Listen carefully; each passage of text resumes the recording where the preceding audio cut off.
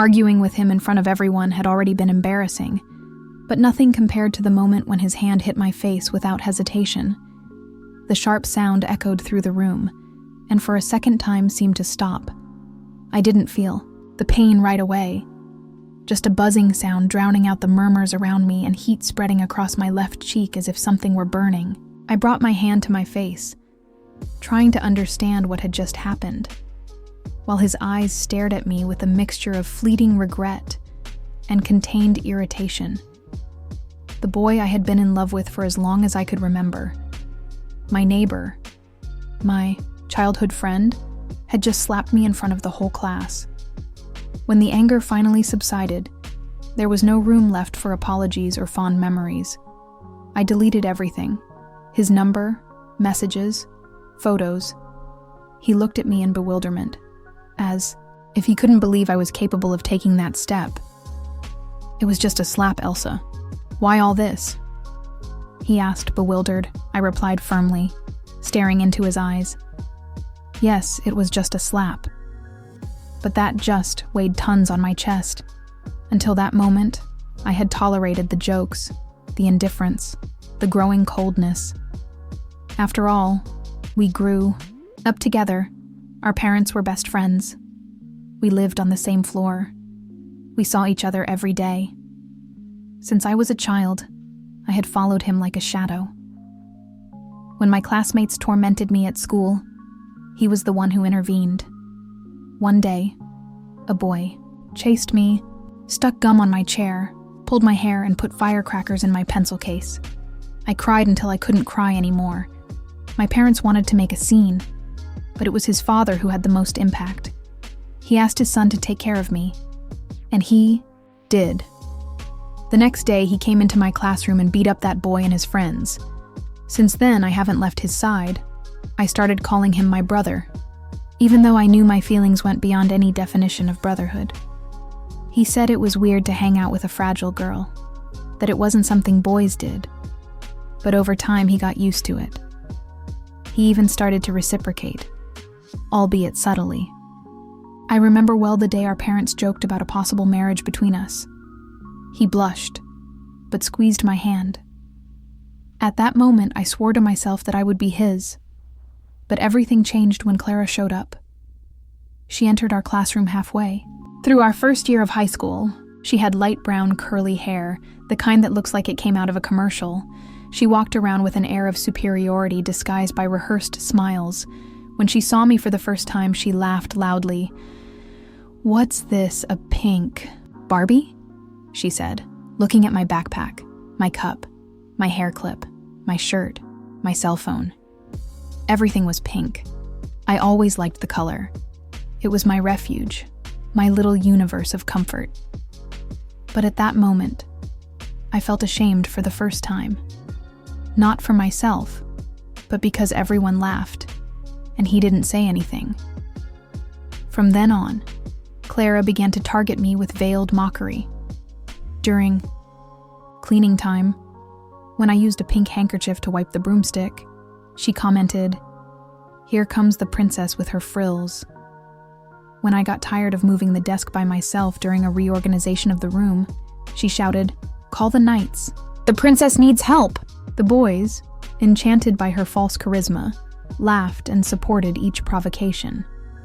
At first, he still tried to intervene, but all she had to say was, "It's just a joke," and everything was forgiven.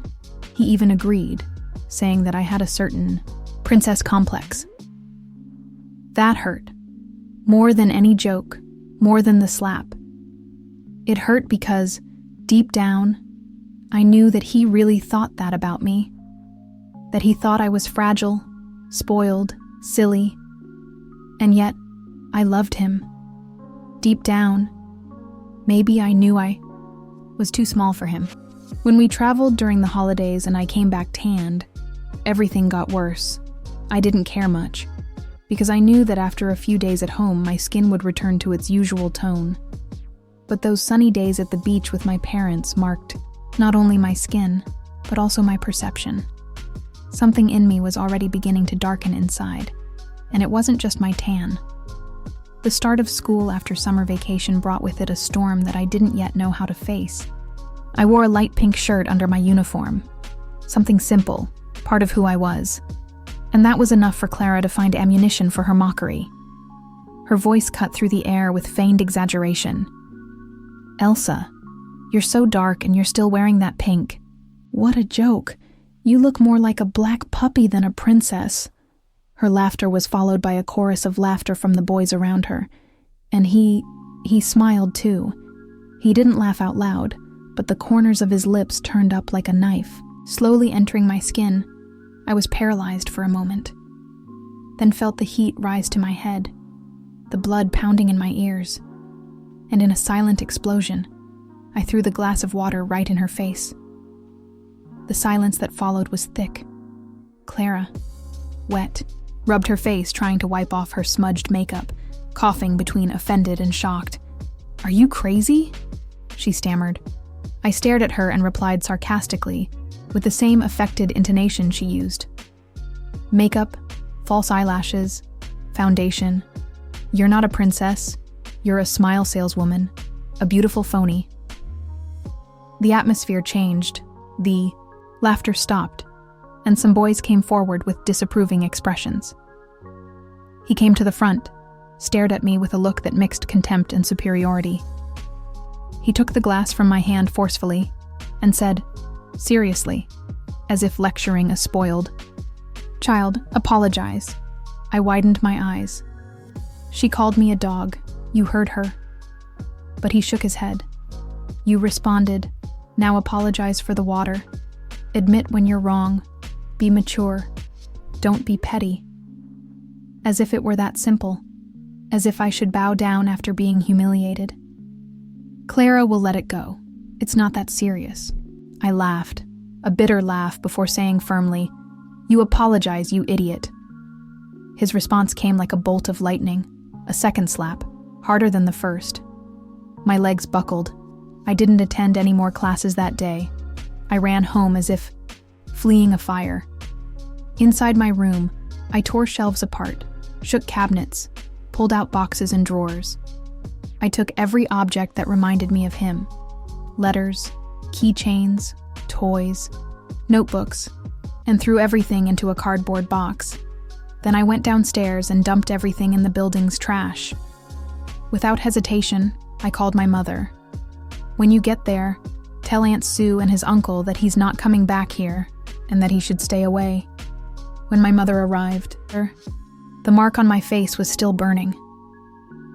The redness had turned purple, with the shape of fingers stamped on my skin.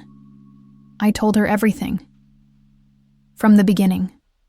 The contempt, the jokes, the public humiliation.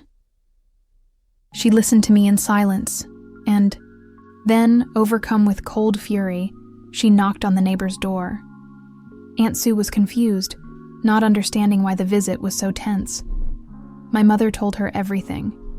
The slap, the indifference to the taunts, the protection directed at Clara. I saw the color drain from Aunt Sue's face, which wavered between shame and bewilderment. But what struck me most that day was my mother's firmness when she came back and said, "You're not wrong. No one has the right to treat you like that. Whatever you decide, we're with you." I hugged her tightly and cried. That night he came to my door.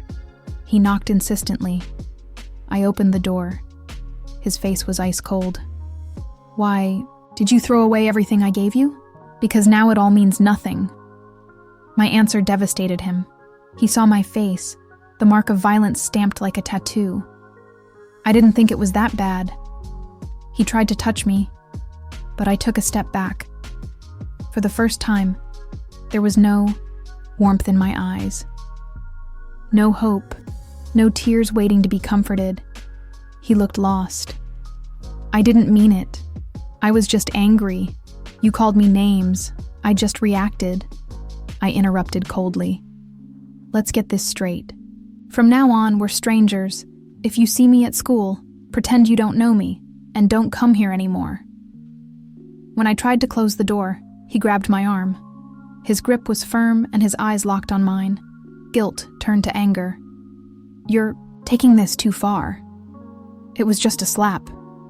Are you really going to regret cutting everything off because of this? I won't regret it. That's exactly why. Because of that slap. I spoke as if I no longer felt anything. He turned away, laughing nervously, slammed the door and left. The next day, he and Clara announced to everyone that they were together. I wasn't surprised. Deep down, I already knew. From the beginning, there had been signs. Clara, with her loud and provocative manner, quickly became friends with the boys. He never approached the girls. He said that girls were complicated, that they always talked behind your back, that it was impossible to trust them. He preferred male company, and the boys, of course, loved that. When no one else talked to her, she would look offended and say that we were isolating her, as if it were our problem. I mentioned this to my parents. My mother understood immediately. You'll find people like that everywhere. Just don't get close to them. My father, who was present, cut in coldly. It's not nice to talk about others behind their backs. I remained silent, months later. Clara was a constant presence at his side. She helped him with his English, played with his friends on the court, exchanged notes during class, occupied the space that was once mine. And when I thought nothing could hurt me anymore, I saw Clara sit on his lap and say, looking directly at me, "Some girls pretend to be childhood sweethearts to offer themselves for free." And he, once again, said nothing. Everyone knew I had been close to him since childhood. No one had ever been as close to him as I was. It had always been just the two of us, side by side, inseparable. And suddenly, seeing Clara occupying that space with such ease made the world seem like a strange place. My desk mate gave me a worried look, but I kept my eyes on my book, pretending to concentrate, even though the reading was a meaningless blur. The atmosphere around me was tense, as if everyone was waiting for me to react, to cause a scene, to cry. Nothing came. He sighed, turned his face away, and began to ignore my existence, or pretend to, while laughing at her jokes, receiving hair ties as if they were precious gifts, exchanging notes during class, and allowing her to eat from his plate in the cafeteria, with the freedom of someone who had always been there. Sometimes, after class, she would climb on the back of his bike, her arms wrapped around his waist with rehearsed intimacy. 10 years of my life. I thought it would hurt more, but I soon got used to it. Until the day when, out of the blue, he called me after school. His voice was heavy, his gaze tense. He said that Clara had been absent, claiming to be sick, and that she had cried, apologizing for something, saying she felt guilty for me. He looked me in the eyes, accusingly. "What did you say to her?" I was perplexed. I had never exchanged words with Clara outside of her taunts. I replied that I hadn't said anything, that I didn't even talk to her. If she doesn't bother me, I don't even look at her. And if you want to know, I'm disgusted. By her. He looked at me as if I were a criminal. She was fine yesterday. Today she's crying, saying she feels bad for you. What did you do? Did you hit her? The question came as an insult. I pushed him hard, trying to get away, but he grabbed my wrist. His touch was aggressive, too firm. I know you don't accept our relationship, but this is too much. You were the one who said, we should pretend we didn't know each other. Now you're jealous. There was anger in his voice, but also something else. A desperate attempt to maintain control. If you apologize, we can forget all this, go back to the way we were. His tone was anxious, almost pleading. But my patience had already been exhausted. Are you crazy? Work it out with her. Get married. Have children. Do whatever you want. Just leave me out of it. He turned pale. His eyes widened, unable to believe my words. When I tried to break free, another hand appeared. Firm, calm. It's not right to treat a girl like that. It was Charlie, an older classmate from the math team. I remembered him. We weren't close, but he had a striking presence. His gesture was enough to free me. I ran away without looking back. In gym class a few days later, I felt something strange. A weakness took over my body. My vision darkened, and I fell to my knees, hypoglycemia. Again, I heard voices, running footsteps, and in a few seconds he was there. "You didn't eat again? Are you going to kill yourself like this?" he said, as he lifted me up, holding me tightly, dragging me to the infirmary. "You need to take care of yourself." I struggled. "Let go, I can walk."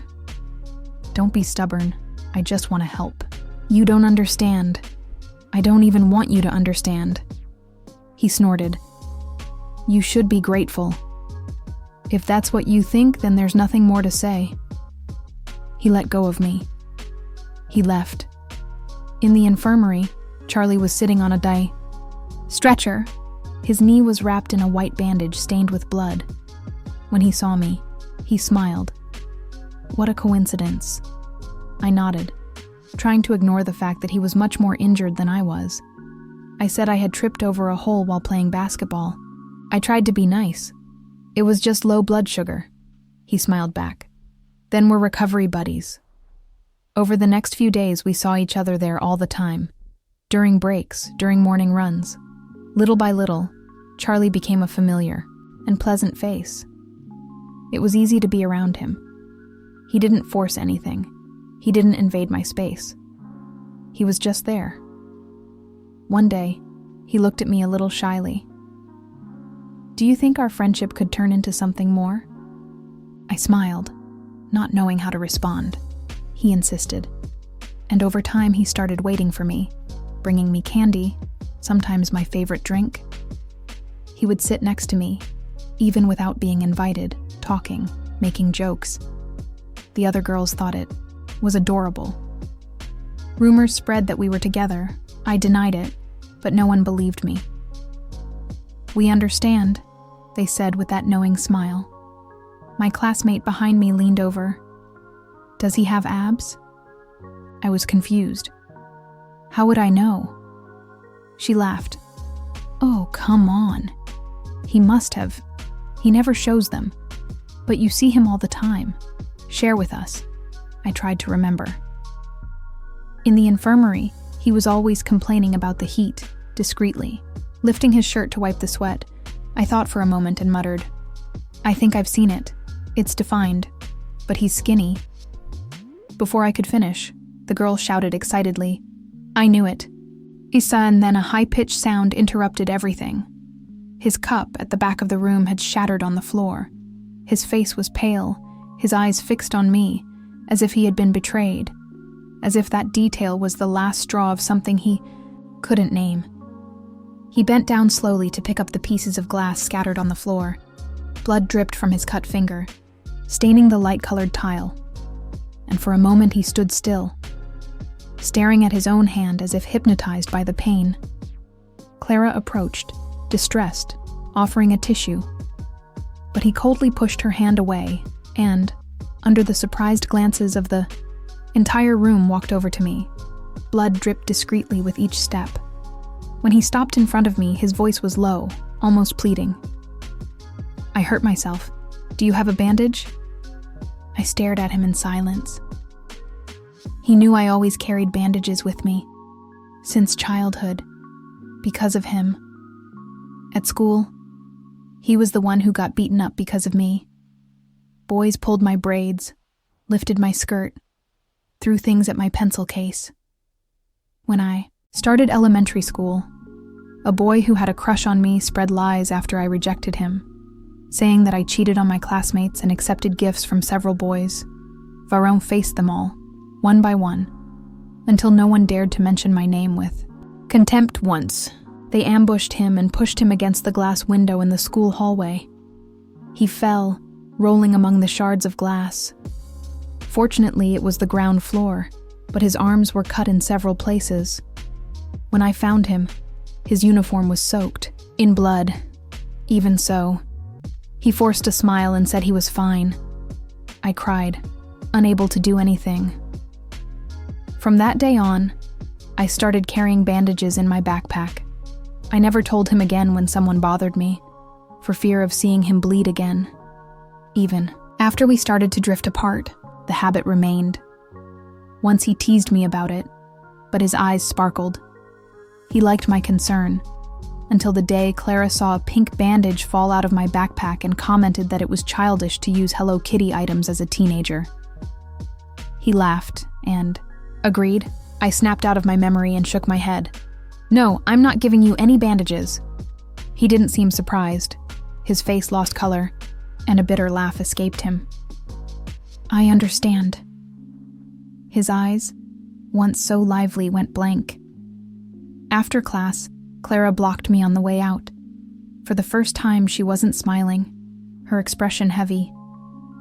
I want to talk. I sighed.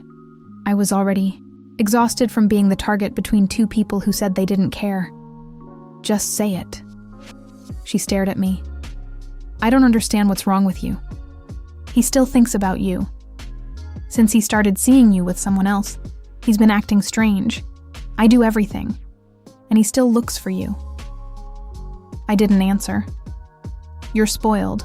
A little crisis, a slap, and you throw away an entire childhood relationship? That's selfish. When she finished, I just said, I'm not going back to him. She looked shaken. I continued. It must be awful to know that your boyfriend still needs to test his ex's feelings. She looked away. Don't worry, what? I threw away, I'm not picking up. As I turned to leave, I heard her voice, almost a lament. Is it just because of that slap?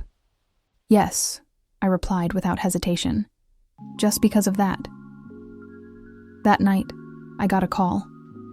It was him. He was using a different number. I answered on impulse. You read my diary. Silence. Yes, I found it. I didn't know you. His voice was trembling. The diary. The same one he gave me when I was 10. In it, I wrote everything I felt. Years of memories, wedding fantasies, silent declarations. I dreamed of giving it to him one day, but I never did. When did you take it? I asked. The answer was slow in coming. A few days ago, I smiled. Then why did you only call me now? Because I only read it today. Because you feel threatened, right? The question hung in the air. You think you still have a place, but you only remembered me now. Silence. You know, man, belated apologies don't heal old wounds. They just make the scars even heavier. I hung up. There was 1 week left until my birthday. My parents insisted on a party. I was reluctant, but I invited everyone out of courtesy. Charlie asked for an invitation too. On the day, I wore a dress that made me feel good. He came. In a suit, Clara was by his side, with flawless makeup, clinging to him like an extension of his arm. I ignored them both and greeted the older guests. During the party, I slipped away for a moment to get some air on the balcony. I heard footsteps. I didn't need to look to know who it was. I knew the sound of every step. He stopped. Behind me. Can we talk? Yes. But let this be the last time. He looked dejected, his eyes red. Why are we like this, Elsa? We always liked each other. All it took was a confession. And now, you treat me like this? He finally admitted it. That he loved me. That he always had. But it was too late. Yes, just for that slap. He turned pale. I heard everything that day. I saw him take Clara out to dinner. Heard his friends question him, laugh, and him saying that I was fragile, complicated, too dependent. And she added with a poisonous smile, even if you slapped her in public, she'd come back. At that moment, I knew I would never go back. That voice echoing in the crowded restaurant still lingered in my head. Try it, man. Slap her. She'll cry right away. and he, as if it were some kind of joke, replied with a nervous smile, "Let's try it then." His hands were shaking. And I was there, breathing slowly, trying not to break down amid the sounds of pots and pans and muffled laughter. When he tried to justify himself, he said he only said it to keep up appearances, that it wasn't what he really thought. But he didn't deny it. And that was the most shameful thing. I looked at him and said calmly, "You always criticized people who talk about others behind their backs. Look at yourself. Do you really think you're any different?" All the blood drained from his face. I sighed, exhausted. The anger had evaporated. All that remained was emptiness, as if I were watching someone else's life. "I know you liked me, but I also know you hesitated, that Clara shook you up. That's normal. You love me because we grew up together, because I'm pretty and I gave you everything. But that doesn't stop you from thinking I'm a spoiled little princess. That pink makes me childish. That I'm not as strong as you. So of course you'd be attracted to someone like her, Clara or anyone else who gave off the same impression of simplicity, of strength. But the problem is that you used me to show off. You knocked me down just so you could shine." I laughed bitterly. "How could you hit me?